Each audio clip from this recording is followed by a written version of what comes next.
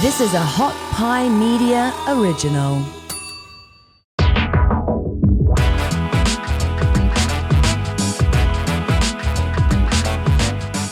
Hey, what's up, everybody? Welcome to the DNP-CD Sports Podcast presented by OddsShark.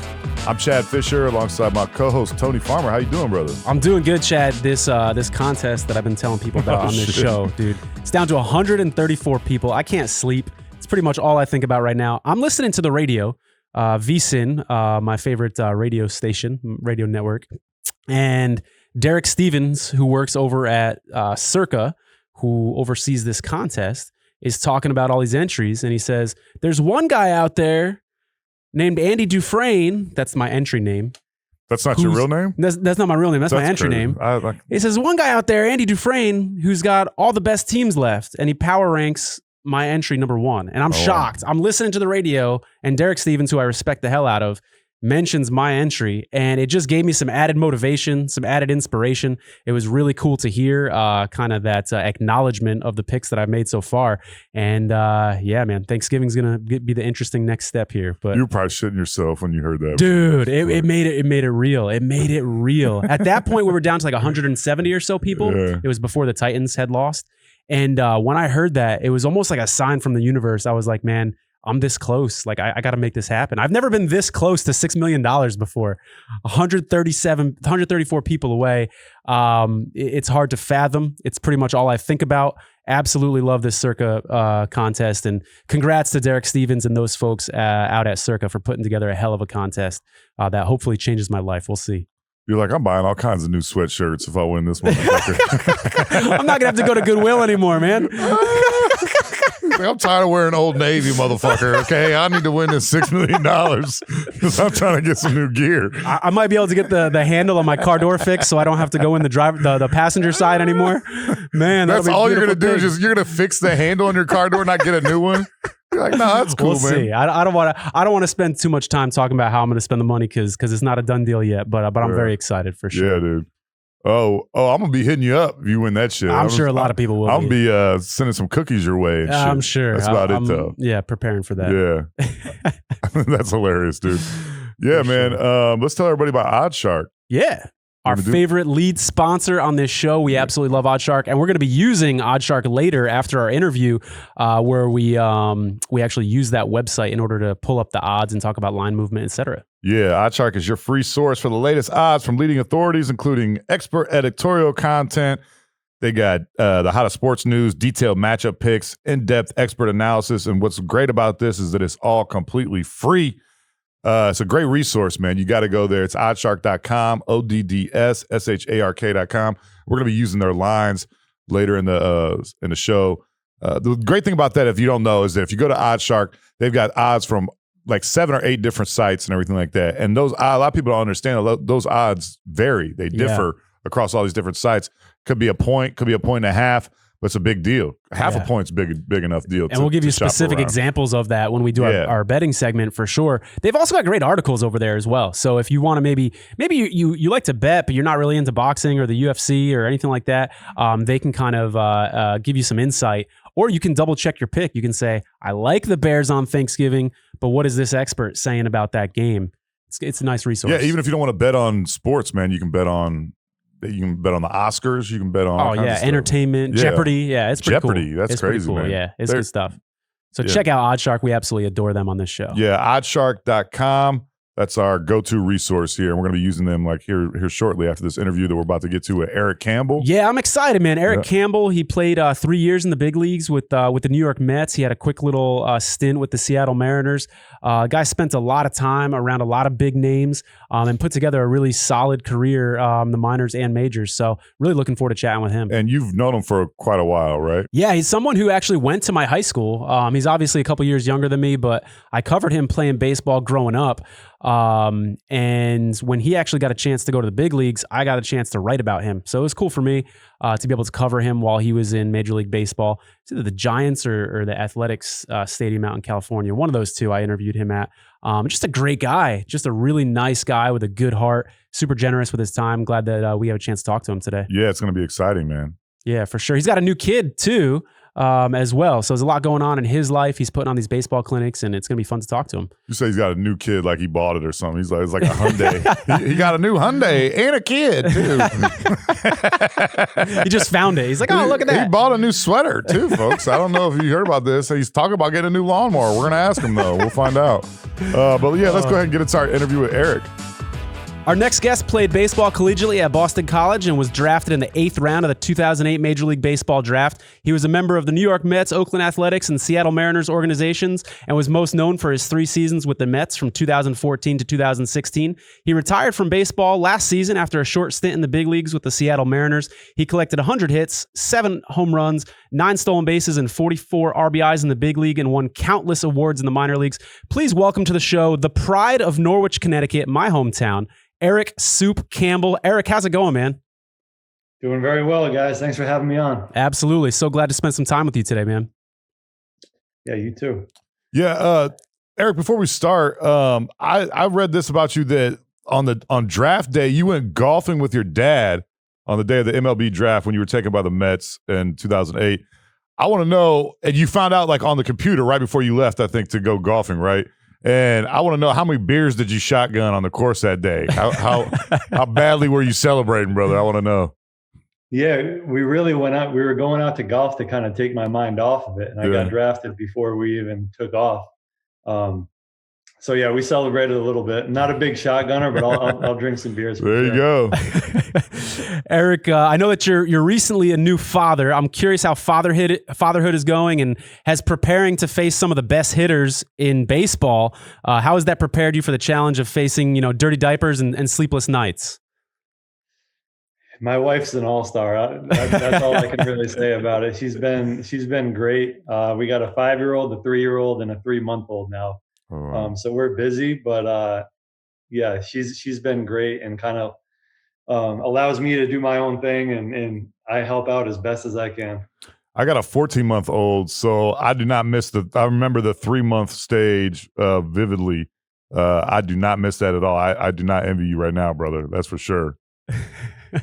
Our newborn, I got to give her credit. She's been a rock star. She's sleeping nice. through the night. Oh, damn. Yeah, she's been a great baby. Lucky. So I have no complaints there. That's crazy. That's awesome. Good for you, man. Eric, as we mentioned, you finished your career with the Seattle Mariners. You collected 3 hits and 11 at-bats and a walk. Nice job, by the way. I know it was kind of a crazy story how you ended up back in the big leagues. You had accepted another job already. Like, can you just walk us through, tell us that story from the beginning? How the heck did you end up back in the big leagues with the Mariners? It's a wild ride. It was a wild story that I still don't truly understand. I tried like hell this offseason to get signed. I reached out to a number of teams telling them I'm ready, and I just didn't get any interest. Which is, I'm about at that age where I can understand it. But then I just had to figure out what to do next. So I was given lessons and really wanted to get into coaching, so I agreed to be the Sea Unicorns coach for the collegiate summer league team in Norwich. So I agreed to do that, and then literally like 2 weeks after I got into putting the team together, the Mariners reached out one night and were like, "Hey, do you want to play?" And I was like, "Sure." I kept myself in shape. So then, honestly, a week later, I didn't go out to spring training or anything. I just jumped right into the season.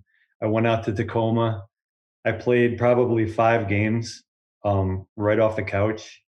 Had a good 5 games, and they called me up to the big leagues. And it was like, wow, just a crazy story, but I'm thankful for it. It was awesome. When they reached out and were like, "Hey, do you want to play?" Was there any sort of like, and by the way, there might be an opportunity for the big leagues in a couple days, or was that also another shock on top of the shock of getting the job in the first place? Yeah, there was no promise like that. Wow. Whenever you're in AAA, you always know you're one injury or one phone call away. So yeah, that's why I agreed to it, because I still felt like I could play in the big leagues, and it just turned out that it happened that way so quick. All right, so what's the phone call like with the Sea Unicorns now? You've got Were this you like, job. "This name is ridiculous. I'm not going to coach for a team named the Sea Unicorns. That's not even it's a fictitious animal." You know what I mean? I'm just not going to do it. What's that conversation like? I'm sure they understood. I mean, it's an incredible opportunity, but walk us through that next step. Yes. Well, it helped my buddy Dave Skirmahorn, who I'm sure you probably know or might know. He was the GM of the Sea Unicorns at the time. So it was a little easier. It was an easier conversation with him. He's like, dude, you gotta go. Yeah. Yeah. So that was the easy part. He was understanding, but I still felt kind of bad about it. But he was like, yeah, you go ahead and do it, and we'll be fine here. I'm curious, Eric. Now, like you said, you're in your mid-30s. You know your baseball career is coming to an end. As you go and you get promoted up to Seattle, do you go into it with a different mindset, knowing like, hey, this could be my last stint here. I might not have many more of these opportunities. Do you play a little bit more loose, knowing that? I mean, did your mindset differ at all? You're definitely more loose. Yeah, that's a good way to put it. You play in New York when you're young and you're just filled with anxiety and like, I have to do well, I have to do this. And you put so much pressure on yourself. So with Seattle, I was a little more, well, first of all, I was older. So I was a veteran in the group and I was just more relaxed, kind of, hey, let it fly. You got nothing to lose here. It just kind of stunk that it was so quick and somebody that was on the IL came back and got healthy, and that booted me back to AAA. But still, I don't know how many games I played, 4 or 5. I really enjoyed it. I just got hurt, so I couldn't, I didn't go back up there and ended up calling it a career. But all in all, yeah, it was a way kind of more relaxed experience than what I had in New York. I want to ask you, what was that like transitioning? Because, I mean, obviously you played baseball your entire life. You played at the AAA level, and then I know you went to Japan for a little bit, tried to play there as well. What was it like when you finally had that discussion with yourself or your wife, your family, and decided like, okay, it's the end of the road now? Yeah, it's not easy. Yeah, it's I'm not sure. Fun. Yeah. Baseball is all I knew. I love baseball. It's what I prepared pretty much and thought about every single day for my whole life since I was, I don't know, 10, 11, 12 years old. It was like, all those sayings, like you got to have a backup plan. Like I truly just wanted to play baseball and gave everything I had into it. So then to kind of transition back to a different part of my life was tough. But I stayed in it. Like, I love giving lessons. I love coaching. I love working with the kids and even my teammates in pro ball. So I always know I'm going to be involved one way or the other, but just the transitioning from the playing part was not easy. It's so unique too, because there's not many professions in which that you have to give up when you feel like you're kind of still in the prime of your career. You might not be as strong and athletic and everything like that as a 22-year-old kid, but you still are in great shape for your age and all this stuff. I'm a stand-up comedian. I can't imagine if someone told me like at 37, 35, you know what I mean, that I had to stop doing it. It would just be very, very difficult. It's so unique situations you're in. How has like coaching and everything like that, how does that help bridge the gap? And obviously it doesn't fill it, but how important is that to you now? Yeah, I've always, I just like seeing guys get better. Yeah. And like I wasn't the best player in the world by any means, but I can confidently say like I played for the best coaches in the world, the best infield instructors, the best hitting coaches. So now I get to I get to teach what they taught me to other kids. And with these lessons and with my teammates in AAA, like as soon as I saw them make a play that I kind of gave them a tip on, like that gets me fired up. That's what makes me, keep going. And that's what let me know that really I want to stay in coaching one way, whether it's youth coaching or professionally. It's what I want to do. You talked about watching other guys get better. Get better is something that you did throughout your career. I mean, I followed you closely with you being from my hometown, and it was interesting watching your career through the box scores and stuff, because at one point I'm like, man, Eric is a lefty specialist. He's killing these lefties. And then all of a sudden it's like, oh, he's like hitting righties better than lefties now. At one point I was like, oh, I guess Eric's a base stealer now. Like he's got double digit stolen bases. You were originally just a first baseman and third baseman. In the majors, you played every position in the infield and both corner outfield positions. It seems like you kept evolving and changing your game and improving in different areas. Can you talk talk to us about the evolution of Eric Campbell and kind of, I mean, was it intentional? Hey, I need to get more versatile in order to make myself more valuable. How did those improvements come about? Yeah, you try to play catcher as well, right? Hey, I tried to play whatever kept me in the Dude, he pitched a couple innings in the minor leagues. He even pitched a couple innings in the minors. Wow. Yeah. You have to evolve. You have to get better. My first few years, I was just a first base and third baseman, and I was a little bit heavier. I just didn't feel athletic. And I was like, hey man, if you're not going to hit, 25 homers a year, then you're not going to cut it just as a corner infield guy. So that's when I really transformed my body. I lost some weight. I was able to play a lot of second base, a lot of left field and right field. I just got more athletic. And then, throughout the years, you just get better. I kind of figured myself out as a hitter, what kind of hitter I wanted to be, a high on base, a high contact guy that you can plug in anywhere in the infield or outfield. And that's really what kept me playing for 14 years. I think if I just stuck to that first base, third base route, I wasn't going to play for a long time. So that allowed me, being a good teammate, being a clubhouse guy. I think those are all the things you need to do.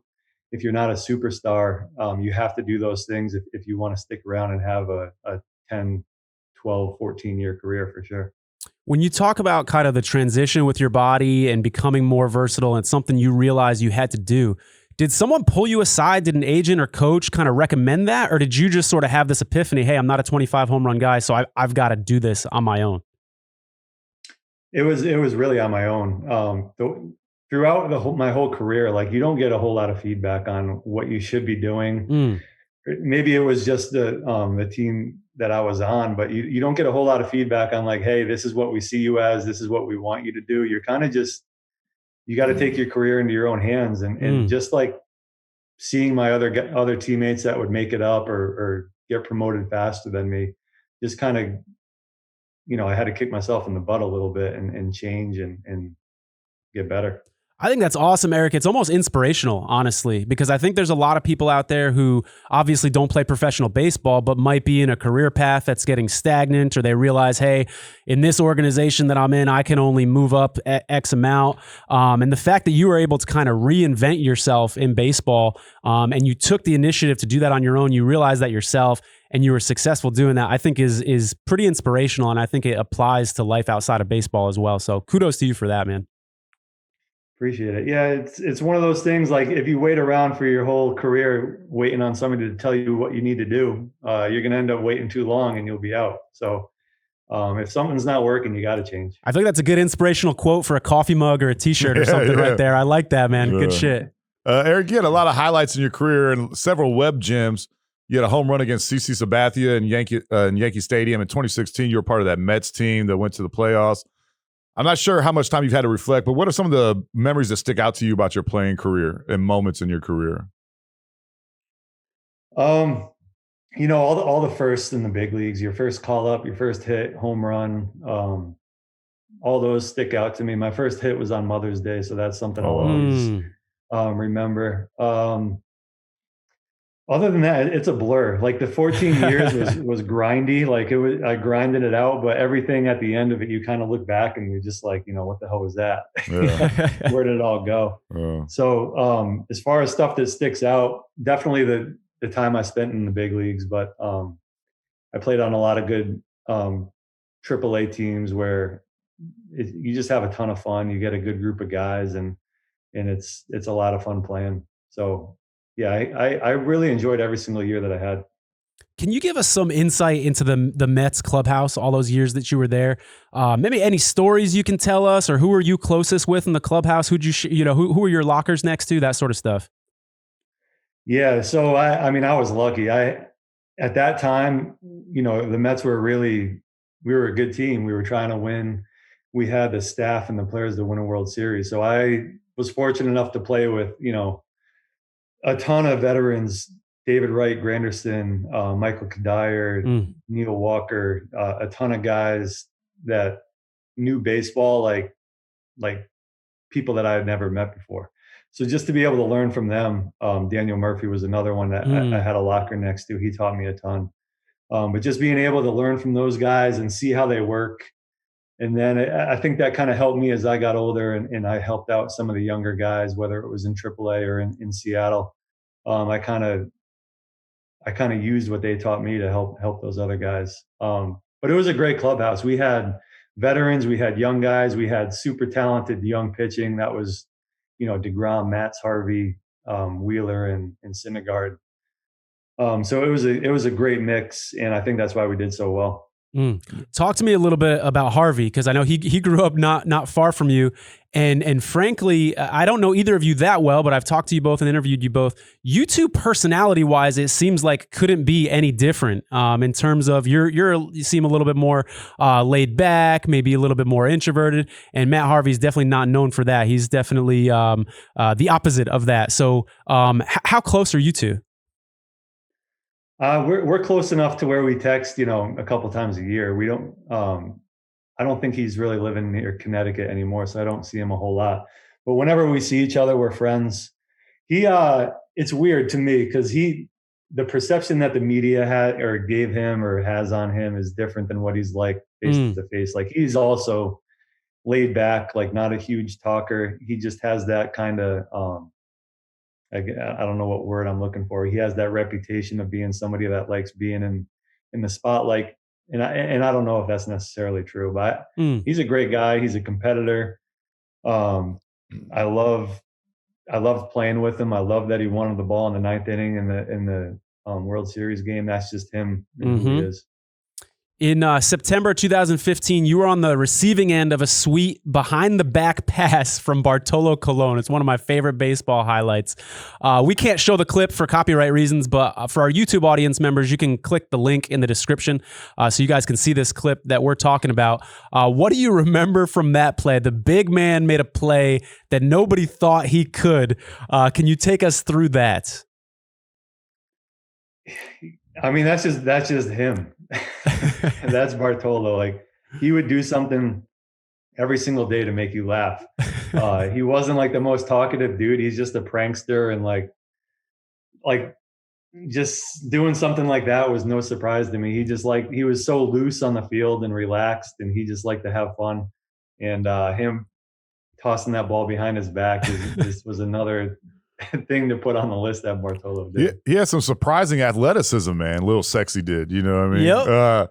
It's hilarious. That guy, he was probably in September 2015, he was probably 49 years old too. You know, nobody knows. You know what I mean? Who knows? Yeah. Were you on the team when he hit a home run? He's very athletic. He had great hands. Yeah, he did. And for him to play as long as he did, obviously he was. I remember because I'm a big Cleveland Indians fan, and so I watched him from the very beginning of his career when he was a super hard throwing righty.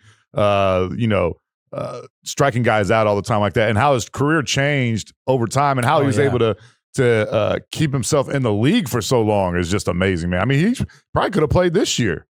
You know, he played didn't he play last year with Minnesota the year before? So yeah, I think he still had it in him. He's got a rubber arm for sure. Yeah, he definitely does. Throw 90 with a foot of movement. Probably until he's 75 years old. Yeah, I'm sure. He's probably playing somewhere down in his home state. I'm sure. But I want to ask you, Eric, did anything surprise you about your time in the big leagues? Was there anything that kind of was a shock to you? And then also follow up, do you have any regrets in your career? I'll start first of all, regret-wise, no. I mean, I think you could always handle your first time in the big leagues a little bit better. Just me, confidence-wise, like you're always kind of questioning yourself. You know, is what I'm doing good? Like, is the team pleased? And if I could go back again, I would just let it fly a little bit more. Yeah. I like to think I did, but I think you could always be a little more relaxed and a little more confident. What was the first part of question? What stuck out to me? Yeah, did anything in your time in the big league shock you? Was there anything like culturally that you weren't aware of until you got there or something like that? No, it was pretty similar to, baseball is baseball. Yeah. You definitely get treated better in the big leagues, and there's more pressure on you. I think what shocked me is really, how great the fans are in New York. I think they get the reputation because you hear the loud ones, whether it's on social media or talk radio. Like, you think that they all might be, these passionate kind of jerks. But Yeah. but truly, the Mets fans, like, we're supportive of, even to this day. I get cards in the mail to autograph. I get, hey, we loved you with the Mets. I see people Aw. That's anywhere. Hey, we followed you big time when you were with the Mets. We loved you. It's like, those are the fans, and really, I think that's most in New York that you really appreciate. There's a lot of there's a big story this summer about how minor leaguers were getting treated all across the board and everything like that, from some of the meals that they were given, some of the lodging, all things like that. Can you tell us? Obviously, you'll probably say you spend a lot of time in the minor leagues. Would you say obviously it needs to get bumped up to another level? They need to be compensated a little bit more, taken care of a little bit more. What was your experience like?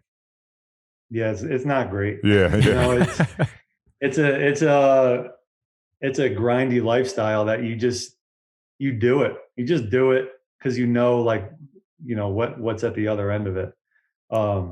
When you're 21, 22, 24, you don't really care. Yeah. You're just playing baseball. You're at the field like 12 hours a day, and you go home and sleep. So you don't really realize how you're being treated, or your accommodations, or the food you eat. You just do it. You get through it. I think looking back, now that I'm 34 and I see how I was living at 25, I'm like, dude, what the hell? Yeah. But when you're that age, you don't care. You just do it. Yeah. So I'm glad they're getting treated better. Because now that I look back at some of the hotels or some of the pregame spreads I ate, I'm like, I can They go and do that. They probably just had like a bag of Doritos. It was making y'all couch surf the whole week and stuff, right? They're like, yeah, we got a series. The staple minor league clubhouse food is cheese puffs, animal crackers, and peanut butter jellies. It's like, man, we're grown men, okay? This isn't a bunch of 6-year-olds coming in here to play. This isn't a little league game, all right? We don't need animal crackers in here and stuff, right? Give you juice boxes and shit. Yeah. Eric, you mentioned some of the great teammates that you've had. Can you tell us a story? Maybe it's a time that one of these names that you mentioned pulled you aside, gave you some advice. Maybe it's a prank that happened in the clubhouse. Can you just tell us a specific story that's a memory for you off the field about some of these great teammates? I don't know about one story specifically. Like, these guys are yes, big leaguers make a ton of money, and if you reach free agency, you make even more. But for the amount of money as all these guys make, like, they're so generous, it's incredible. Like, every dinner, every ride to the field, anything, they pay for it. For the younger guys, when you're in the minor leagues, they take care of you with bats and gloves. So they're not like these stuck up rich, superstar athletes. They're like all down to earth, generous dudes. So that's kind of what stuck out to me was, the dinners and the bus rides and all that. They were just so fun to be around. Yeah. A specific story, like the one, I'll tell you the story of the worst piss I ever took. Speaking of Bartolo, before that home run he hit in San Diego. So my job as a pinch hitter or somebody that's not playing is I always got to be ready when the pitch is coming up.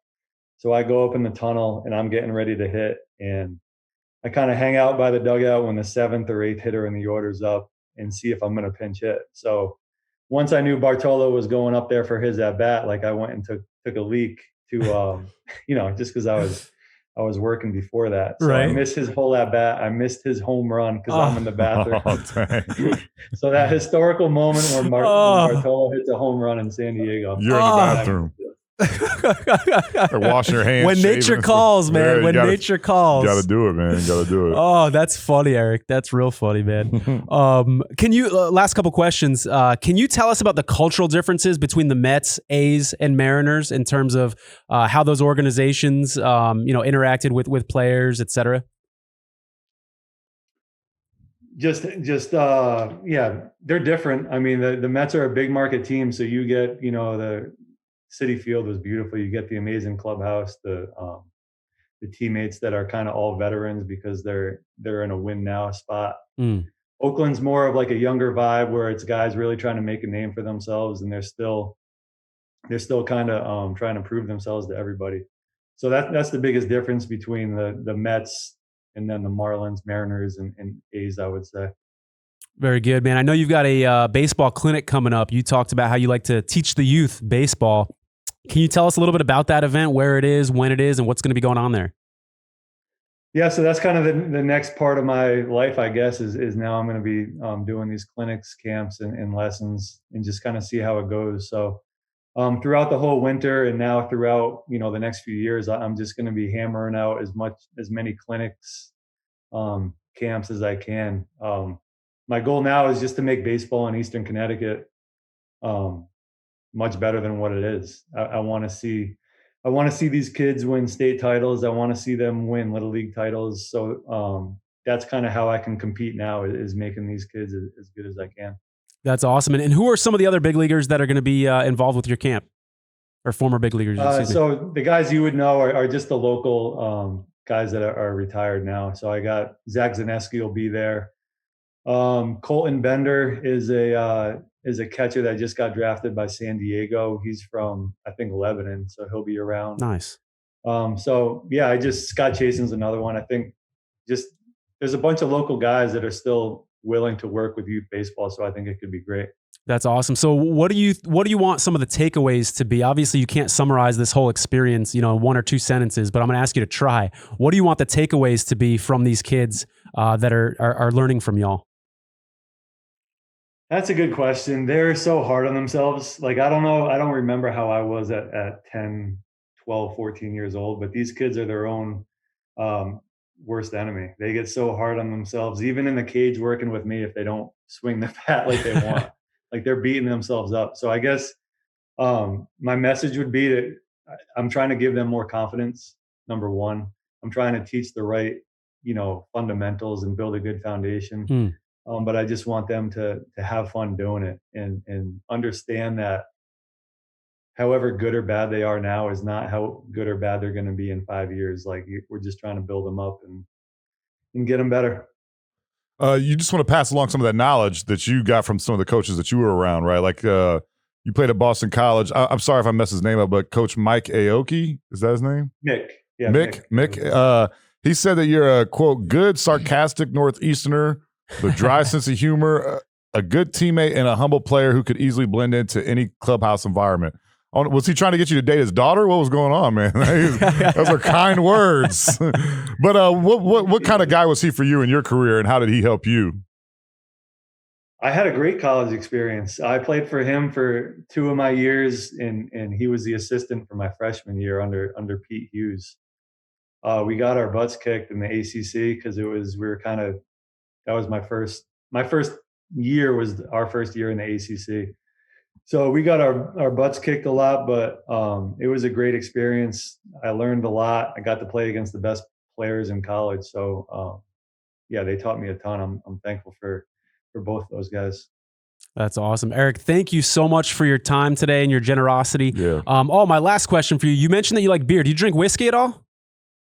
Yeah, I do a little bit. All right. We're going to send you a bottle of Still Austin. It's one of our sponsors on the show. They take good care of us. We're going to send you a bottle in the mail just to thank you so much for coming on the show. So thank you again, man. Cool. Thank you, guys. Hey, Eric, thanks, brother. It was a pleasure to meet you, man. Thank you very much. Yeah, you too. All right. Take care. Take care, guys. Have a good one. We're proud to announce that support for the DNP-CD Sports Podcast is brought to you by Manscaped, who is the best in men's below-the-waist grooming champions of the world. Manscaped offers precision-engineered tools for your family jewels. Manscaped just launched their 4th-generation trimmer, the Lawnmower 4.0. You heard that right, the 4.0. Join our over 4 million men worldwide who trust Manscaped with this exclusive offer for you. Yeah, man. And on Black Friday, or with Black Friday coming up, you can get 25% off site-wide. So if you've been thinking about getting this Manscaped product, maybe you're shopping around, maybe you want to get something for a family member, now is the time to do it, getting 25% off site-wide for Black Friday. Yeah, imagine shaving with a sleek, well-designed, and optimized trimmer that makes shaving time your favorite time in the bathroom. I'm one of the first people to try the new 4.0, and I'm blown away by the performance. I know you were as well, Yeah. Tony, right? It's awesome, man. A lot of times, man, with other razors or other shavers and stuff like that, you have a really unfortunate accident. You know what I'm saying? One time, dude, I nicked my balls so bad, I thought I started my period. I was like, what's going on, man? What's going on? When is the rest coming? I didn't know I had cramps yet. You know what I'm saying? I was terrified for a little bit, man. I almost had to get a Diva cup. And that gets expensive, man. Tampons and pads are not inexpensive. So yeah. You gotta throw out the bath mat. You know what I mean? You're saving money by just taking care of yourself. True story. You know what I mean? The true story. True story. Yeah, for sure. What I love, man, is they got the flashlight on the end of the 4.0. Buddy. This is awesome, man. Because you get very precise. I'm putting a fade on my balls, man. My balls. I'm about to put like my favorite team in my balls. I'm just gonna put like a Michigan helmet on my balls. It's like, dude, you need that flashlight too, because if you miss a spot when you're in an intimate situation, that person's gonna notice that spot that you missed. So that flashlight's gonna make sure that you're getting all the hard to reach places. Yeah, this upgraded trimmer includes a multi-function on and off switch that can engage a travel lock, which is also important, man. How many times you go traveling, something like that, your shaver accidentally turns on, you get there, you get to your destination, you get ready to shave before you go out, and it's the battery's gone. You know what I mean? This is important. Did I mention wireless charging? The new wireless charging system uses electromagnetic induction, which can help battery length last longer. It does, man. The battery on this thing lasts incredibly long. I love this thing. I know you liked it as well, right? Yeah, man, it was awesome. I mean, as close to life-changing as a razor can get. I mean, it's fantastic. And you have more confidence when you're in intimate situations knowing that you're well-groomed. It's awesome. Yeah, I'm well-groomed now, man. You can put me on a water slide. I would just shoot right down that thing, man. You don't even need water. You know what I mean? I love it. Yeah, it's the one thing I'm going to say, last thing I'm going to say is that the ball deodorant is a real deal, man. It makes your balls smell sophisticated, like they drink tea. You know what I mean? With their pinkies out. Yeah, it makes your ball smell like they watch horse racing and stuff, man. It's awesome. So make sure you go to manscaped.com, enter promo code DNP, and you're going to get 20% off your purchase. It's an awesome deal. They got all these awesome Black Friday deals as well. Make sure you go to manscaped.com, enter promo code DNP. All right, as promised, we're going to talk about the Week 12 slate. We've got 3 Thanksgiving games and a bunch of really good games on Sunday. Chad, on Sunday, there's no heavy favorites. There's nobody favored by more than a touchdown. So that means we're going to see a lot of close games. It's going to be a fun day to watch football. But like I said, let's start with those Thanksgiving games. We've got the Bears at the Lions at home, the winless Lions. At home against the Bears. We don't know if it's going to be Andy Dalton. We don't know if it's going to be Justin Fields because he has bruised, not broken ribs, so he could actually play. Right now, the Bears are a 3.5-point favorite. I like the Lions here, plus 3.5. I really do. 3.5, yeah. I mean, it's at home. They've actually been surprisingly kind of playing their best football, whatever that means. They had a tie, only lost by 3 to the Browns, who aren't a great team right now. But, dude, this game, I don't even know if I'm going to watch this game. Yeah, it's not going to be. I mean, I'll be watching it because I have survivor implications. But other than that, I don't know if it's going to be the most fun game to watch. What I like here about the Lions is this is their Super Bowl. Okay, yeah, it is. They have won no games. I can just picture in my head the Lions winning their first game on Thanksgiving. The NFL is going to love that. What a great story! And as you mentioned, they are well improved. The last 2 weeks, they've been playing really good. We're hearing rumors now that this may be Matt Nagy's last game as a head coach. The fans were chanting fire Matt Nagy at their last game, and he may be mailing it in on a short week knowing that this is his last game. I think the Lions can take advantage of that. I don't think the Bears have much left after that tough loss last week. I like the Lions to cover 3.5 and a little sprinkle on the money line at plus 145. I think I'm going to watch some softball instead of this. I'm going to be honest. Maybe a replay from last year or something like that. Fair enough. Nantucket versus, I don't know, Seattle or something like that. But, yeah, I don't know, man. Matt Nagy, I felt like that was a terrible hire to begin with. Didn't he come from like the CFL or something like that? Like some very obscure. Maybe in his far back history, but he was a defensive coordinator, I believe. Oh, was he? I thought he ran off. But yeah, regardless, I don't want to watch this game. I kind of like Dan Campbell. But watching them the last few weeks, because they play the Steelers and the Browns, I watch their games, it reminds me of like an expansion team. You know what I mean? That's how bad they are. And I was talking to my girlfriend about this, man. I think the Lions could be the worst franchise in sports. Wow. Like possibly ever. Possibly ever. Wow. You know? I mean, at least the Browns in the 60s, they won some championships. But Detroit, the Lions, it might be the worst franchise in sports history. Not only for their losing, but how about how they've always picked, really high in the draft because they've not won. But how about how they've also like treated Barry Sanders, Calvin Johnson? You have these iconic players who you're lucky enough to get, and then you treat them so poorly and kind of run them out of town, and they retire early. That is one sad franchise for sure. And nobody wants to live in Detroit anyways. There's like 14 people that live there right now. You know what I mean? Everyone's like, let's go somewhere better. I mean, that Detroit makes Buffalo look like a sprawling metropolis. You know what I mean? So, I don't have much interest in this game, but I will say I do think Detroit's going to keep that within 3.5. Yeah, I think so too. I actually, spoiler alert, I like all 3 dogs to cover on Thanksgiving, including the next one, Raiders plus 7.5 on the road at the Cowboys. The most interesting development, guys, I wouldn't bet this game until I see if CeeDee Lamb is going to be playing, because you've already got Amari Cooper out with illness, and now CeeDee Lamb got concussed on Sunday. Latest news is he may actually surprisingly play on Thursday. If he does, this is a potential to take the Cowboys to cover here. -7. I wouldn't take the Cowboys 7.5 in any circumstances. But without CeeDee Lamb, I love the Raiders plus 7.5 here. And this is why you got to go to OddsShark, because this line is all over the place. It's anywhere from 7 to 9 if you go to OddsShark, all across the board. So that's a big difference, man. 7 and 9 is 2 totally different numbers.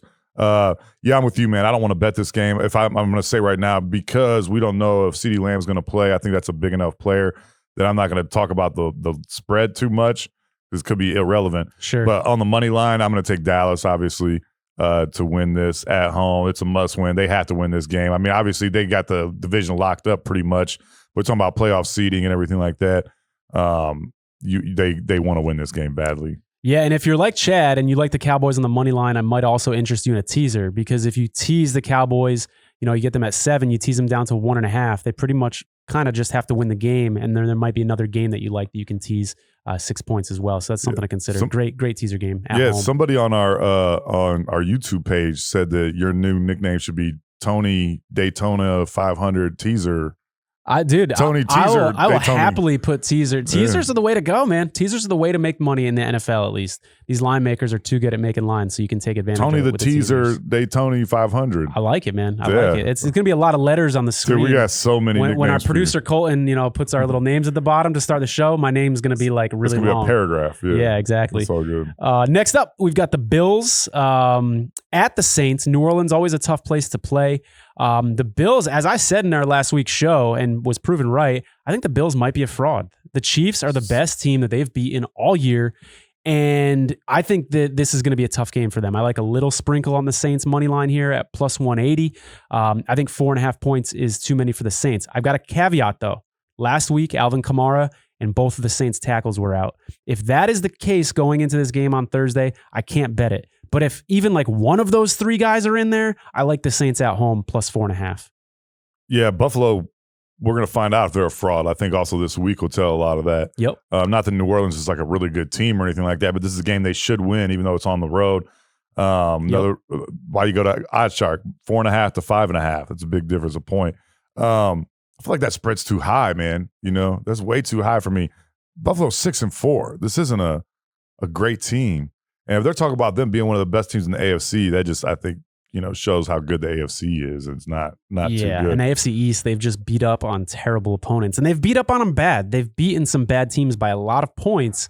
But I'm not certain the Bills are a fraud. But I'm becoming more and more confident each week that they are. And I was one of the first people to say that they might be. I'm gonna take New Orleans here. Yep, same, brother. We're on the same one. All right, moving on to Sunday.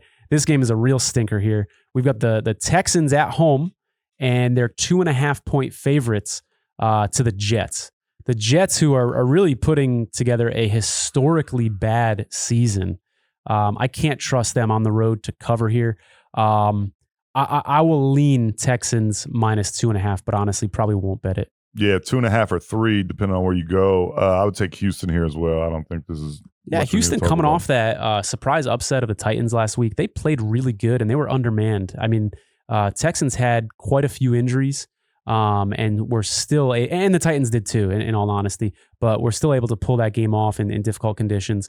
Tyrod Taylor looks solid. I was pretty impressed with that defense causing all the turnovers that they did. I'll lean Texans here. This is why people love the NFL, man, as a parody. You see a team like Tennessee that goes into L.A.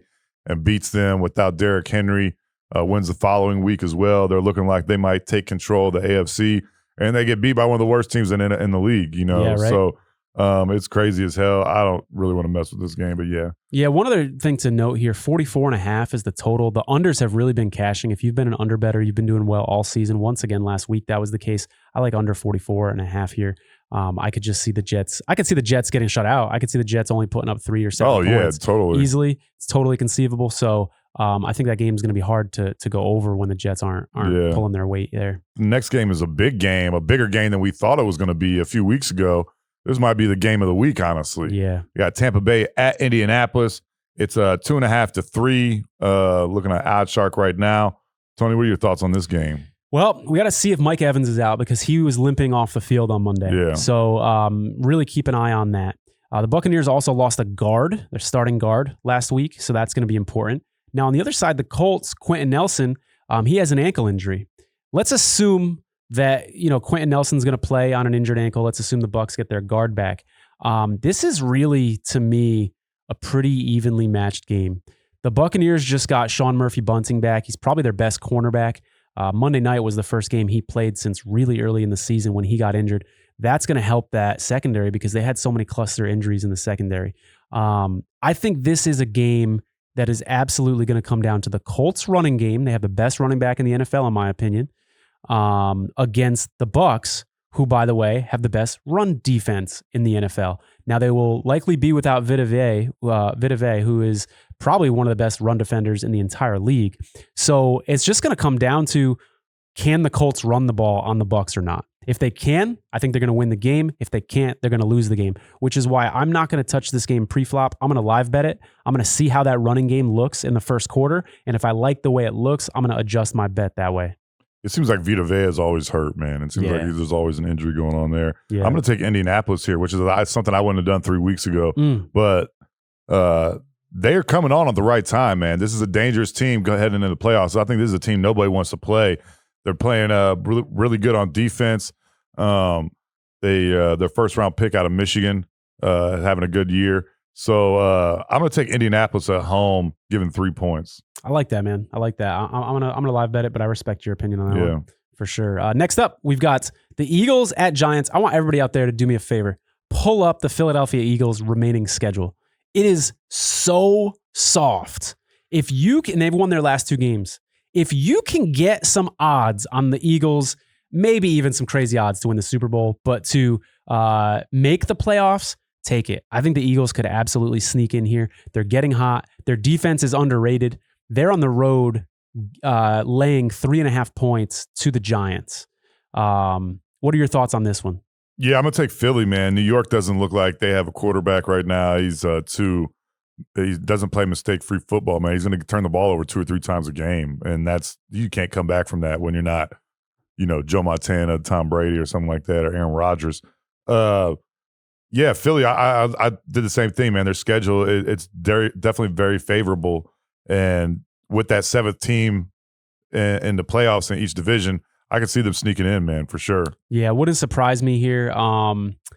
Giants getting 3.5. I do like a divisional home dog getting the hook, getting the 3.5 here. So if I had to lean, I'd probably lean with the Giants. But again, season long, I like the Eagles. They're definitely a team to watch. That Giants game against the Bucs was interesting, right? Because there was this narrative going in that the Giants haven't had all their guys healthy. They haven't had many games with Saquon Barkley and Kenny Golladay and Kadarius Toney all healthy at the same time. And when they did, they upset the Saints.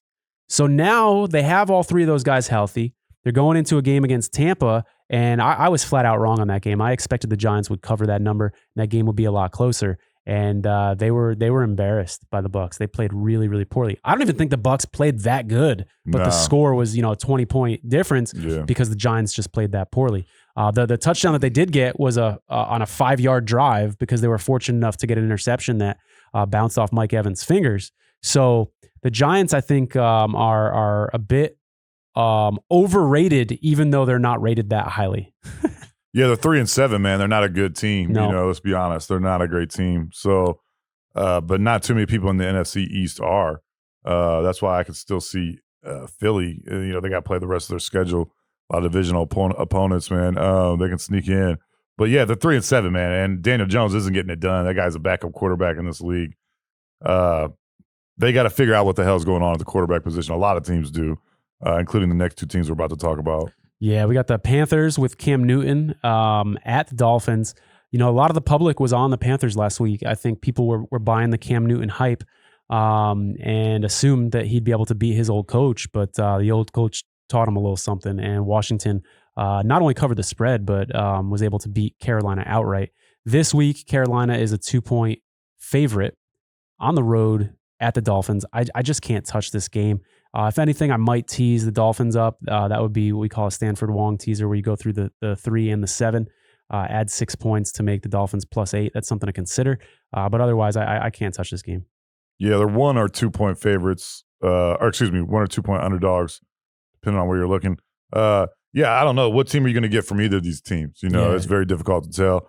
I guess if I had to pick, I'm going to take Miami at home to cover that, keep that within 2. But yeah, I don't. Who knows? Who cares? Yeah. Next up, we've got perhaps the game of the week. This is a really big one, an important game, and ironically has the highest point spread of the week as well. The Patriots are 6.5 point favorites at home against the Titans, who, as I mentioned earlier, they look terrible against the Texans. Some people would say the Titans were looking ahead of the Texans at this game versus the Patriots because it's Mike Vrabel, against Bill Belichick. Vrabel's coming home, so to speak. This is definitely a game that's going to be teased a lot. There's going to be a lot of people out there teasing the Patriots from 6.5 down to a half point, which is basically, just to win. Pick 'em, yeah. So that's something to consider. That is sound strategy right there if you like the Patriots. I think the Patriots are going to win this game. There's very little doubt in my mind about that. So I like the money line at -280 thrown into a parlay. I can't touch it. I can't touch the Titans 6.5. If it goes up to 7, I'm feeling pretty confident about a Titans lean there for sure, but not at 6.5. 6.5 is a lot, man. I can't believe the spread is so large, to be honest with you. It's at New England. New England has been beating the hell out of everybody the last few weeks, but yeah, Tennessee is still a damn good team, obviously, even without Derrick Henry. They got the best record in the AFC right now. But yeah, 6.5, dude, that's huge. But yeah, if it went up to 7, I would probably feel a little more comfortable putting some money down on Tennessee there. Yeah. Personally, I would not touch this. That's too large unless you do like a teaser, like you said. Money line, I would take New England. Yeah, I would have to agree with that. I'll tell you what, though, this episode, we get released on Wednesdays. I think there's going to be a lot of line movement throughout the week. So depending on when you listen to this, keep an eye on that. The reason I say that is because the Titans had so many guys out last week. It was overwhelming, the number of injuries that they had. I'm talking pass rushers. I'm talking, we already know offensive linemen. Derrick Henry obviously was already out. Julio Jones was already out, but then their backup running back, McNichols, was also out. Their tight end, Swaim, was out, and a whole bunch of guys on defense. It was pretty overwhelming how many guys were hurt for them. So how many of those guys are going to be back next week? That is going to go a long way to depending this line, to shaping this line, and probably going to be the factor in whether a lot of people bet it or not. Next up, we got the Steelers, 4.5 point dogs at Cincy. I'm not sure what to make of this line. Last week's Bengals-Raiders game was interesting, right? Because a lot of people were like, the Bengals and Raiders are both Jekyll and Hyde. Nobody knows what they're going to get out of them. And the Bengals showed you something. They showed you something really good there in that game. The Steelers put up a hell of a fight on Sunday night against the Chargers. They came all the way back to take the lead in the fourth quarter and then let it slip away. That was one of the most fun games for me to watch all year. Just taking a step back from gambling, taking a step back from my rooting interest, just what was a fun game to watch. That Steelers Chargers game was a blast. The Steelers showed me something here. I'm probably going to have to take the Steelers 4.5 on the road. Man, I'm going to take Cincinnati here. It's either 4.5 or 5, depending on where you're going. Cincinnati started hot. It kind of came back down to earth a little bit, but this is at Cincinnati. Pittsburgh has a tiny bit less rest. They're coming from the West Coast as well. I'm going to take Cincinnati at home. Yeah, it's going to be – would you say coming from the West Coast? Did they play – was that at Oh, LA? Yeah, coming back from the West Coast. My bad. I thought you meant in this game. Yeah, No. Good call. That's a very good point. That's a lot of travel. Both of these teams need this game bad. And I think it's going to be a field goal game. So I'm gonna lean Steelers plus 4.5. Next up, we've got another stinker here. Jesus. Falcons What are you showing here for the number? I've got a 1 point favorite on OddsShark over the Jaguars. Yeah, I got one across the board right now. Yeah, I don't know who's going to bet on this game. 46.5 Urban is Meyer's the total. wife or one of his interns. That's probably the only person. Is Urban Meyer still coaching there? That's crazy. I'm surprised. He's still around. At least until draft day, or right around draft day. I saw in the middle of the game, Trevor Lawrence had his arm around him. It was a really odd yeah, he's look, really touchy, man, that guy. Yeah, it's kind of strange. That Urban Meyer guy. He's real touchy, if you know what I mean. A little fingery, too, if you know what I mean. Yeah, he sure is. Big finger guy type of guy. No kidding. I don't want to touch this game, man. 1 point, I don't care. Atlanta, I guess. Yeah, this is a good teaser opportunity for the Jaguars, but why are you going to put your money on the Jaguars? Why are you going to put your money on the Falcons? They could lose by 30. Stay away from me. Yeah, nobody would be shocked there if that happened. So stay away for that one for sure. Next game, the first 4 o'clock game of the day, we got LA Chargers at Denver. It's a big divisional matchup. Going to help separate some of these teams out there that are clustered together in the West. Yeah, and Denver's always a tough place to play. I'm kind of looking at the total here at 47.5. I could see this total going over. I could see this being kind of a bit of a shootout in this game.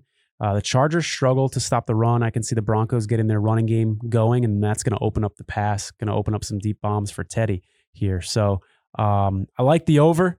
I really like the Broncos teased here from +2.5 up to +8.5, going through the 3 and the 7. That is a classic Stanford Wong teaser. I like it a lot. I'm also going to lean Broncos in this one, getting 2.5 points. What are your thoughts? Same. Anywhere from 2.5 to 3. I would take Denver at home to be able to. Yeah, and that's why OddsShark's so important, man. If I can get 3, that's huge. If I can get 3, absolutely, that's huge. Yeah, so that's why you can't just stick with one betting site either, man. That's why you got to go to OddsShark so you can get all this information. Absolutely, I'm going very Denver important. +3 there. Next up, your game of the week. I'm pumped about this one. The Vikings are 3-point dogs at San Francisco. The 49ers are terrible at home. They've only won 1 game at home so far this year. They're really bad. The Vikings always seem to play in close games. A few overtime games this year, a couple crazy comebacks. Vikings always bring the drama for sure. They're the only team in the NFL that's led by at least 7 points in every game this year. I did not know that. That's crazy. And 9 of their 10 games have been decided by 1 score or less. Unbelievable. It's unreal, man. Those are crazy stats right there for sure, man. Those are really crazy numbers. Jimmy Garoppolo has looked really good the last 2 weeks. I mean, he's looked sharp.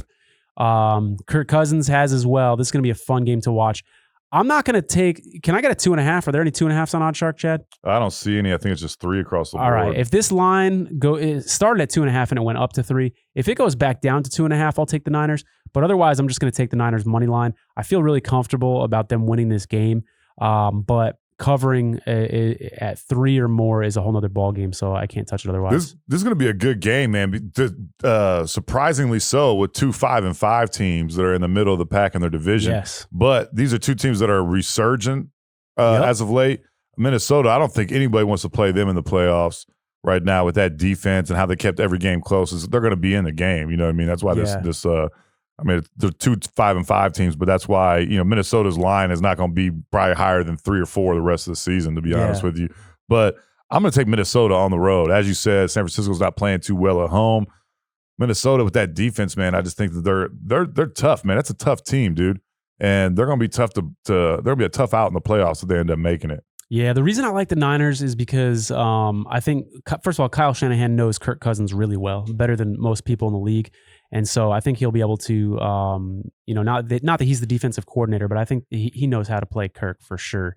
I also like the 49ers pass protection has improved. Ever since Mike McGlinchey, their right tackle, went out, he's more of a run blocking guy. 49ers put Jalen Moore in there, a rookie. He's been protecting really well. The Vikings' best weapon is their pass rush. And so I think those guys are going to hold up. Last 2 weeks, the 49ers have had these crazy long drives, like 8, 9, 10-minute drives. And I think that they'll be able to run the ball on Minnesota and they'll be able to keep the Vikings off the field. So that's kind of why I like the Niners there. But Vikings at +3 isn't a terrible pick because, like I said, I don't have the balls to take the Niners -3. So I get that, Chad. Hey, everybody. We're super excited that the DNP-CD Sports Podcast is presented by BetterHelp. That's BetterHelp.com. If you go to BetterHelp.com right now, enter promo code DNP, you're going to get, 10% off your first month of therapy, which is awesome, man. It's very important. This is a special time of year too, man. A lot of times people don't have family and stuff like that. I know my mom has passed away almost 7 years ago. This is a time where, a lot of memories and thoughts and stuff like that come up. You want to make sure you're taking care of yourself, make sure you're getting some regular maintenance on your mental health. And that's why BetterHelp is so important, because they're going to match you with a licensed therapist. This isn't, traditional therapy. You can do this from the comfort of your own home. You don't have to go anywhere. You don't have to wait in uncomfortable waiting rooms. You can do this all at the crib in your drawers. You know what I'm saying? I mean, you have to talk to your therapist about that, but I'm sure it'll be all right. But it's an awesome resource, man. It's a great time of year to check this out and to take command of your mental health. Yeah, in times of change, it used to be kind of taboo, or it used to be, people didn't want to go to therapy because there was a stigma around it. And times have changed. I mean, you see NFL players now missing games so they can focus on their mental health. It's an important thing that we do proactively to support our mental health as much as we support our physical health. Yeah, definitely. You can start communicating in under 48 hours, which is awesome, man. It's not going to take 2 or 3 weeks or whatever. You can be doing this in 2 days on the road to a better, happier version of yourself. It's not a crisis line. It's not self-help. It is professional therapy done securely online. There's all kinds of different reviews on there. They have different therapists with a different level of expertise. They specialize in certain areas, so you can get help with any issue that you're facing today. BetterHelp is they're becoming so popular that they're recruiting additional therapists in all 50 states. And we've got a special offer for our listeners. If you go to BetterHelp, that's HELP.com/DNP, you're going to get 10% off your first month of therapy. It's a great deal. Next one, you know what? I might have to take it back, Chad. We said the game of the week was Titans-Patriots. This might be more fun to watch. We're going to have the Rams as 1-point dogs on the road at Green Bay. Aaron Rodgers has got this toe thing going on. I guess it's kind of like turf toe. So he's not 100%. He's going to be a little bit less mobile. The Rams are coming off of that ugly loss to the 49ers and a bye. It'll be interesting to see how they bounce back here. Love the Rams in every which way. I love the Rams money line. I love the Rams teased up from 1 up to 7. I love the Rams +1. I think the Packers are vulnerable right now. Aaron Jones is out. Their running back's out. Their quarterback's hurt. They just lost another offensive lineman, probably their best offensive lineman in Jenkins. Bakhtiari's not back yet. This is the time to win this game if you're the Rams. The Packers are vulnerable. I know it's in Green Bay. I like the Rams here a lot. Yeah, it's going to determine which of these teams is going to separate themselves from the pack and who's going to fall back a little bit and kind of be in a dogfight the rest of the season. You got the Rams who are 7-3 and the Packers 8-3. The Packers can get to 9-3. They've got a big cushion there in the NFC North and kind of separate themselves a little bit and kind of put themselves in the upper tier of the NFC. But if they lose this game, they're 8-4. Depending on what happens with Minnesota on Saturday, only a game back possibly. So this is going to be a big game, man. And I understand that Aaron Rodgers has been hurt. I'm going to look at the total actually here, man, because the total is only 47.5. And I understand that Aaron Rodgers is hurt and that probably affects it. It opened at 50, but I'm going to take the over in this 47.5. It's at Green Bay. Could be some inclement weather and everything like that. You're talking about a West Coast team that's coming playing in domes. But I'm going to take Green Bay here. The over-under at 47.5. Okay. And then I also would take Green Bay at home. Just on the money line, the spread, I don't know if I want to touch the spread too much. Sure. I mean, it's a pick 'em. It's even right across the board pretty much. Yeah. You're just doing money line anyways. I would take the Packers here. All right, sounds good. We got 2 games left to talk about. Our Sunday night matchup, we've got the Browns +3.5 at the Ravens. Man, Baker Mayfield looks terrible. I can't be too hard on him because he's banged up, and I like that he's gutting it out. But an injured Baker Mayfield looks terrible. Then we got him going up against Lamar Jackson. We don't know for sure that Lamar Jackson's going to be playing. He has an illness that's non-C19 illness. He's not testing positive for the virus, but he's got something going on, and it was bad enough to keep him out last week. Chad, I can't remember another time that a starting quarterback or football player, period, missed a game because of an illness that wasn't C19. Yeah. You ever seen a quarterback miss a game because of a normal flu? I think everybody's just freaked out right now, man. So they're just like, don't even that But Lamar Jackson's got some. I mean, I don't want to speculate on a man's health, but I'm going to speculate on a man's health. Uh-huh. Remember that game where he had to apparently, although he denies it, run to the bathroom in the middle of the game? He Do you got remember the Dukes. And he's always got some health stuff going on. So, man, if you get Lamar Jackson in this game as a 3.5-point favorite, is he even going to be 100%? Maybe he's like Odell Beckham Jr. and he doesn't like water. That's why he's always got shit wrong with him. Maybe. And stuff. Who knows? Maybe. I don't know, man. I'm going to take Baltimore here, 3.5. I still think that they're going to win. Cleveland is just Baker Mayfield is not healthy, man. You know what I mean? It's kind of like a punt on the season in terms of evaluating him for a bigger contract and everything. He can get franchised. He's still got one more year left on his contract. He's going to make a lot of money for a quarterback that's in the bottom third in terms of QBR and production and everything. I just haven't seen anything from Cleveland that really excites me, man. They don't have playmakers. They got a lot of possession receivers on the team. Yeah. There's no electricity. Nick Chubb obviously is our best player. Hunt will be coming back. Yeah. It looks like. So you'll have two really good running backs. We have three really good running backs. D'Ernest Johnson is really good, who could be a number 2, maybe even a starter for a lot of teams. Good point. Yeah. I wouldn't be surprised if this is Kareem Hunt's last year in Cleveland. I mean, he's great. He's a good player, but we can get him way cheaper. D'Ernest Johnson, you know what I'm saying? So we got to see if Landry's playing too, Jarvis Landry. Don't make this bet until you know his health status. Yeah, so it's 3.5. It opened at 5.5 for Baltimore, but it's 3.5 with the news probably that they don't know if Lamar is going to be playing or not or how effective he's going to be. I'm still taking Baltimore, man. I haven't seen too much from Cleveland to make me confident in picking them anymore the rest of the season. Yeah, in terms of a system play, remember we talked about last week those short road dogs of 7 points or less are hitting at more than 70%. This would be one of them, but it's just it's hard to pull that trigger on the Browns. They're as bad as they've looked. Yeah. Last up, we've got Seattle at the football team. Now they're traveling to the East Coast, but it's not an early 1 o'clock kickoff. So there's a lot of travel involved, but it's Monday night, so you don't have to worry about waking up early and body clocks being off and all that sort of stuff. I'm showing Washington as a 1-point favorite, which is crazy because, Chad, before last week, the look-ahead line had Seattle as a 3.5-point favorite.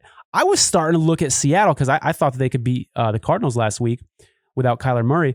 I was starting to consider Seattle as a survivor pool play, assuming they were going to do better against Arizona and as 3.5 or 4-point favorites. But I think what's happened here, why the line has moved so much, is people are watching Russell Wilson the last 2 weeks and they're saying, that guy's still hurt. He's not 100%. He's not making the same throws. And so now you've got an injured Russell Wilson on the road against the Washington football team who's won 2 straight. I mean, they're looking good. I don't know how or why, because they've lost 2 of their best defensive linemen. Their 2 best pass rushers are out, and suddenly they start playing really well. So I can't take this game. I can't touch this game, but the line movement I find fascinating. Yeah, I don't think too many people are going to watch this game. It's they had to know Washington wasn't going to be great coming into this season. They still don't have a quarterback. I'm showing a pick 'em in a lot of places. It's even. Who knows what Russell Wilson does not look healthy right now. So who the hell knows what's going on there? Yeah. In order for that line to move that much, Chad, I just want to point out that some sharp money, it looks like, has to have come in on Washington because the pro bettors are the guys that bet early in the week. And so for it to have a 4.5-point move, sharp guys must really like Washington here. And sometimes it's better to be on the sharp guy's side. That's for sure. Yeah, I'd probably take Washington here if I had to. For sure. Well, it's going to be a fun week of football. Yeah, I it is, can't man. wait, man. Yeah, it is. And so we did NFL. We got rivalry week. Yeah, buddy. In college football, one of my favorite weeks of the year. Usually, it used to be anyways. But depending on how Michigan does, it'll be exactly. One of your favorite weeks of the year. We don't have high expectations, I'll be honest. But let's go through it, man. The game of the week, the biggest game of the year. A week from now, we might look back at this and say this wasn't the biggest game of the year. It wasn't, but this is, and for all intents and purposes, this is a pre-playoff game. This is a playoff game. This is a huge implication. If Michigan wins this game, they are in the playoff no matter what happens in the Big Ten championship, in my opinion. Because Ohio State has looked like a straight up Death Star this year, man. I'm surprised the line is as low as it is. It started at 6. Ohio State favored by 6 points on the road in Ann Arbor at Michigan. It's all the way up to 8 or 7.5 now. Yeah, man, this is a very low line in my opinion, man, because what you saw Ohio State do to Michigan State last week, 56-7. I mean, it wasn't even that close, dude. It was like 49-0 at halftime. This game was over halfway through the first quarter. Yeah. It's unbelievable, man. Ohio State plays like that. There's no way in hell Michigan can compete with them. As I told you, I believe Ohio State has like 3 first-round draft picks, man, at wide receiver. A first-round draft pick at quarterback, a first-round draft pick in the backfield, a true freshman, Travion Henderson, and then C.J. Stroud, a Heisman Trophy candidate.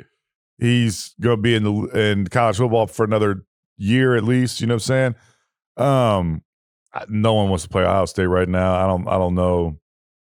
I don't know how bad this could get, but I could see it getting really bad, man. I could see it getting really, really nasty and shit. Yeah, it's easy to say this in hindsight, but the move on this line was to bet Michigan at -6, tease it down from -6 to a pick'em when that line first came out. And this is why OddsShark is such a great resource, because you can follow that line movement and make moves like this.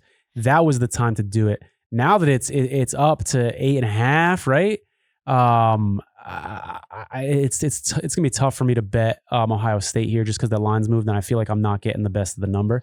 Let me ask you this, Chad. You and I both know Harbaugh's coaching style really well.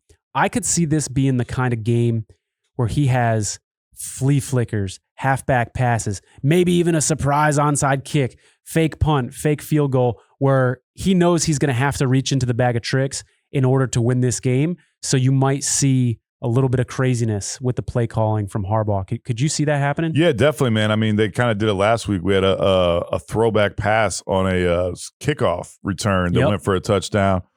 Scored on special teams, defense, and offense, running and throwing last week. I'll say this, man. Michigan won 10 games this year, which not many people saw coming. Yeah. You could have made a shit ton of money if you'd have bet that coming into the season for them to win 10 games with 2 to play, possibly 3 or 4. Of course, I would be ecstatic if we won this game. I would come in here like Benjamin Albright said last week. I'd probably just come in here with some draws on if that was the case. The money line on Michigan is plus 270, 260, 235. It changes all across the board. What I will say this is that I do think Ohio State's going to win this game, because until Michigan can beat them and prove otherwise, I just feel like they're a class above, a couple classes above Michigan at this point. The spread is from 7 to 8. What I would say is the over/under is 65, 63.5, or 65, pretty much all across the board, 64.5 as well. I would bet the over on that, because I think Ohio State can score 65 their damn selves, and they might do it. You know what I mean? Just because we're Michigan. Goes 3 receivers who are all potential first-round picks. Yeah, it's going to be tough to stop. They've got at least 5 or 6 first-round picks on the offense right now. You know what I mean? That's not even talking about guys that'll come up next year and take the position of some of those other guys. But yeah, over under 65, 63. You can get 63.5 here. Yeah. Some places 63.5, 64. I would bet the over, because if Ohio State does beat the hell out of Michigan, they're going to run the score up. And they put up 56 at home last week against Michigan State. They have the opportunity; they'll drop 70 on Michigan if they want to, if they can. I hope I'm wrong about all of this. I hope it's. I've seen weirder things happen, man. I definitely have. It's not like Michigan's this terrible team. They're 10-1. But Ohio State, it looks unstoppable, man. So I'm gonna go there. All right, Chad. What you just said fascinates me. I want to ask you a question. Is it accurate to say this? If Ohio State wins the game, if you had a crystal ball and all you know is that Ohio State won, is it accurate in your opinion to say the game's more likely to go over if Ohio State wins, and the game's more likely to go under if Michigan wins? Yeah, I mean, Michigan has a good offense, but all right. So Michigan is going to need a lower scoring game in order to win. Yeah. Okay. So this is where we get into the world, folks. This is fun to talk about. Correlated parlays. Yeah. So if you like Ohio State, as Chad does in this game, you can parlay the Ohio State money line with the over. If you're on the Michigan side, instead of just betting Michigan, you can parlay Michigan with the under, since we agree if Michigan does win, they're going to need it to be a low-scoring game. Yeah. So you can parlay those two things together. That's called a correlated parlay, where you're getting way better odds on the parlay, but by putting two things together that are more likely to happen if the other leg of it happens, if that makes sense. I hope I explained that well. Yeah, I think only 3 times this year has Ohio State been held to under 33 points. So, this is a great correlated part. The more you're telling me about this game, the more I'm geeking out about this being the ideal correlated parlay situation. So Ohio State in the over or Michigan in the under. It sounds like you're liking Ohio State with the over. Yeah, is until Michigan can beat Ohio State, man, it hasn't happened in a long time. So until that happens, I'm still going to be, there's a glimmer of hope, but I'm going to sit down to watch the game Saturday, just kind of expecting low expectations. Very low expectations. Yeah. And if it gets ugly, I'll turn that bitch off at halftime. I don't give a fuck. I'm not going to sit there and be tortured for 4 hours. You know what I mean? That's how I go into my first dates. I go in with low expectations, and if it gets ugly, Yeah. I don't blame you, man. As long as you get drunk, you know what I'm saying, you have fun regardless. Next game, the Iron Bowl. Obviously, this isn't a huge game because Auburn's not, vying for a playoff appearance, but it's a big rivalry game nonetheless. And Alabama is a 19.5-point favorite, up to 20 from looking here on OddsShark, 19.5 or 20-point favorite. I think that's too high. It's at Auburn. Alabama is not playing their best football right now. In fact, they have not covered the spread in the last few games. I don't think we're not talking about that. Whoever the hell they played, New Mexico State or West Carolina or whoever the hell that was at Nicholls State or some shit last week. Yeah. Which is bullshit, by the way, that the SEC does this. That they've got, while the Big Ten and everything like that sledging through the schedule, and you could say like, oh, well, Western Carolina is not too much worse off than like Indiana or something like that in the Big Ten. But the thing is that it's a gauntlet, man. You got to go up against these physical teams. Still, in terms of talent, Indiana is way more talented than Western Carolina, New Mexico State, or something like that. And that's a part of the Big Ten that I like, is that it is a gauntlet. It's week in, week out. You never know if Purdue's going to beat your ass or something like that, even though they're 5-3 or something like that. But it's not just that game. It's the culmination of all the games, getting hit, being in physical contests all year long. This is basically a bye game. Last week was basically a bye game for a lot of teams in the SEC, and I think that's bullshit going into the biggest week of the season, rivalry week. Obviously, Georgia don't play nobody. They're playing Georgia Tech. We're not going to talk about that shit. But Alabama, Auburn, I think Auburn keep it within 20 points. And Alabama hasn't been playing great. This is going to be Auburn's Super Bowl, obviously. Their coach is probably going to be gone after this year because he's refusing to get vaccinated. Unless he beats Alabama, then they're going to change their stance all of a sudden. They're like, no, state employees don't have to get vaccinated. In fact, you're good. Ryan Haslip, you're fine. Yeah. But 19.5, that's too high, man. I'm taking Auburn right there with the points. I'm not going to touch that game, but I'll trust you on that one. Yeah, another big game. Penn State at Michigan State. This is big for Michigan State because if Michigan were to beat Ohio State, they're still going to go to a really good bowl game. I can see them going to the Rose Bowl or something like that. So Michigan State still got a lot to play for, man. Penn State, I think that Franklin could be out the door. I'm kind of surprised that this line is so low. In fact, I would parlay this with the last 2 games that we just talked about. Nice. And go with Michigan State. They are a 1-point underdog in some places, or it's even, which is crazy to me. This is at Michigan State. Penn State's not great. It sounds like James Franklin might have one foot out the door. I think he's realizing the ceiling that his program has at Penn State. Yeah. He's a lot of rumors talking about he's going to USC, which is funny to me that he's such a hot coaching commodity. If you put his record up against Jim Harbaugh's, Jim Harbaugh has a higher winning percentage, has had more weeks in the top 5, more weeks in the top 10, a lot of different things.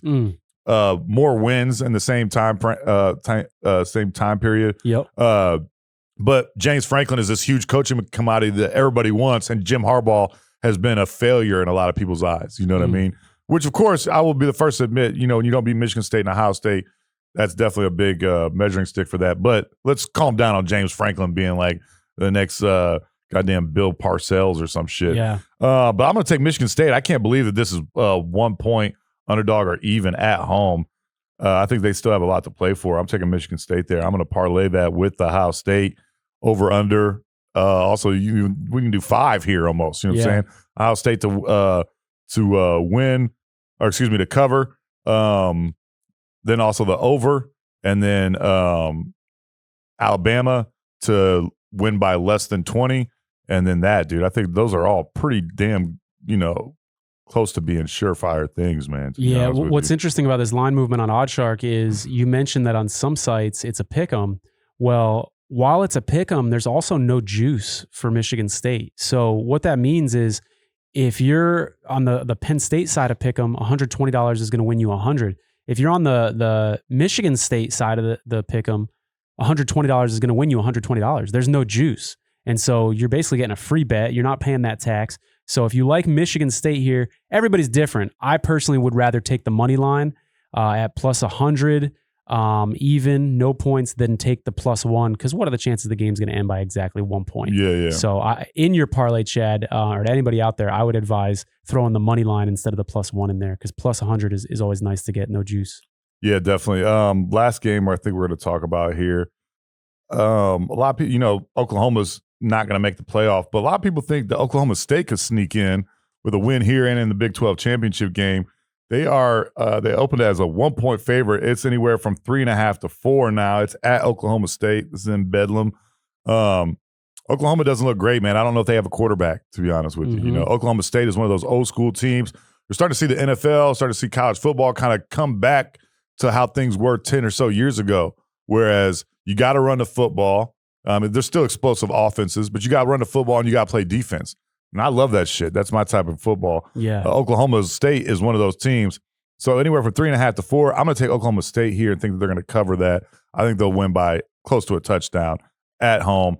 Big game for them. Big game.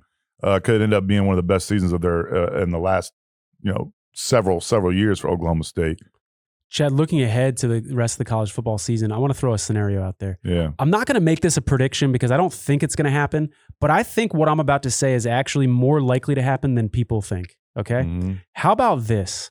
How about Cincinnati, who has beaten Notre Dame this year and who's undefeated? How about Notre Dame makes the Final Four and Cincinnati doesn't? That would be bullshit. Because Cincinnati beat them at Notre Dame. It would be bullshit. And I think if you get 100 people in the room, probably 99% of them would agree that it's bullshit, you and I included. But do you also agree that, you wouldn't be shocked because we've seen so much bullshit in the past with how they've chosen these teams? Yeah. I think that could actually happen and is more realistic than people think. I hope it's not, man, because the ACC isn't very strong this year. So Cincinnati hasn't played teams that are appreciably worse than what Notre Dame's played this year. Clemson's not very good. Boston College, Syracuse, come on, these teams aren't great.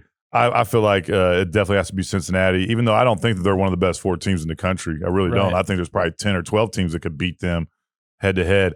But who knows, man? Who knows what the hell those goofballs are thinking, man? The Final Four is going to be really fascinating. They seem really out of to touch, see. man. Yeah, the college football playoff is going to be fun. So glad it's not perfect, but so glad they instituted the playoff. It's better than, just having the bowl games like they used to. Yeah, they need to just add some more teams because what I think has happened in college football is that all the power, all the talent is concentrated on 4 or 5 teams because those players know that Alabama, LSU, Georgia, Oklahoma, Ohio State, those are the teams that are going to be in it every year no matter what. Clemson, they're going to be in it no matter what. You know what I mean? There has not been much parity whatsoever in the college football playoff. That's why when you have a 2nd or 3rd ranked team going up against, say, a 7th or 8th ranked team and there's a fucking 20-point spread, that's proving your point that all the power is concentrated on 3 or 4 That's exactly teams. right, dude, and that's bullshit. So they need to open it up to 8, 12 teams, something like that. Yeah. So that a lot of these kids will start saying, hey, maybe for Michigan, for example, Michigan's only 3 or 4 players away. If me and my homies go to Michigan, we can take them over the hump. It gets a little bit more parity in college football, which is something that sorely needs, man. This is what drives these leagues, man. This has been a big problem in the NBA in the last few years, in the last 20 years. No parity. And when there is parity, as we've seen this year, the ratings are actually pretty good. Now, they're not doing great on Thursday and decided to pull the Thursday night game because of the NFL and everything like that, but the ratings are up in the NBA because there's so much more parity, and it's great for the sport, and the college football needs to follow suit. Yeah. Always fun to talk with you about college football. Always fun to preview these NFL games. Have a blast. Had a great time talking to Eric Campbell. Yeah, that was awesome. Former New York Mets player. A lot of fun interviewing him. Before we head out, Chad, can you tell folks a little bit more about OddsShark as we head out? Yeah, we've been using them this entire episode. That's why we've illustrated how important it is to go to oddshark.com because you're going to find bunch of different spread lines, and it's very drastic in a lot of places as well. So it's very important that you go to oddshark.com. Check that out. Make sure you're getting the best number because they have expert editorial content, which is awesome as well. If you don't know something about a certain event that's coming up, they've got experts on there that have researched this game very well, or match or fight or what have you very well. And so they can give you some information to help you lean into your bet a little bit. They got in-depth expert analysis, detailed matchup picks. And the best part is that this is all completely free. You go to oddshark.com. You don't have to sign up for a membership or anything like that. They've enlisted experts to help explain sports and poker odds, even casino pros who can advise on the math behind blackjack strategy. There are robust new sections around wagering events such as the Super Bowl is going to be coming up in a few months. March Madness later on in the year. Everything, man. You can even bet on Jeopardy. I love it. It's awesome, dude. So make sure you go to oddshark.com. It's a free resource. You'd be a fool not to. And if you're into betting, man, even if you're just a casual bettor, spend 2 minutes, 3 minutes, 5 minutes on Oddshark, making sure you're getting the best number you possibly can, because there's a lot of different betting sites, man. Absolutely. Important. And also go to hotpiemedia.com. Check out our newsletter. We're going to be revamping it, in the next couple weeks. We're going to start putting some of our best picks in there, help make you some money. We're also going to be a lot of changes here with the show. We're excited. Too, yeah. Oh, absolutely, man. We're excited about, we're going to actually be breaking the show up in the future starting next week, where these betting segments, because they've been so successful and we're making people money, we're going to actually start separating them from our interviews. So we're going to be producing more content, and I think you're going to like a lot of the changes that are coming. But please go and check out our newsletter, because it's going to be awesome in the next couple weeks. I promise you that. Yeah, definitely. Make sure you check us out on all social media platforms. We are at DNP-CD Sports. On Twitter, we are at DNP-CD Show. Give us a follow. Tell your friends about the show. Follow us on YouTube. Subscribe. Give us a thumbs up. Rate the show. Tell your friends about the show. All that stuff, man. It helps us grow to a bigger audience and everything like that, which gets us better guests, all this other stuff. We got some awesome guests planned in the next few weeks, man. Yeah. We can't wait to tell people about. Make sure you tune in next week. Give us a follow. Go to hotpiemedia.com. Follow us on Twitter at DNP-CD Show. We really appreciate you guys listening, watching. Please tell your friends about the show. For Tony, I am Chad. We'll see you guys next week. Peace out. Thanks for listening. You can find more episodes and all of our other Hot Pie Media originals baked fresh daily at our home online at hotpiemedia.com, the Hot Pie Media YouTube channel, or wherever you listen to podcasts.